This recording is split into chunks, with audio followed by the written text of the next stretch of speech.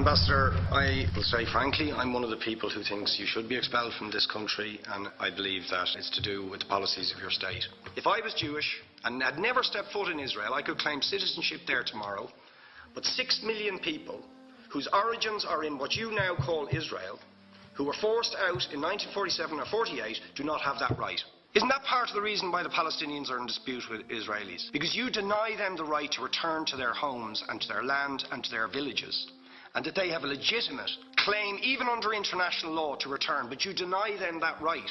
Why do you deny them that right? And why do you give that right to other people who have no connection whatsoever with the land, whether you call it Israel or whether you call it Palestine? Why do you continue to seize land, if you're serious about Oslo and the two-state solution, which under that agreement is land designated to be Palestinian land? 500,000 people, most of which has taken place since Oslo. You allow that to happen. Why do you allow it to happen? If you're serious about giving this land to the Palestinians, it's absolutely extraordinary. Are you not just taking us, Ambassador, for idiots? That you can say with a straight face, we're serious about peace, but while we're serious about peace, we're going to seize Palestinian land. And you expect the Palestinians to just sit back and do nothing about that. Now, you know what the Palestinian people have been asking for. Far less even than some people would ask for. Because I believe the whole apartheid system should be dismantled. But what they've asked for is to lift the siege of Gaza. Just to lift the siege of Gaza. Let them have an airport. Let them have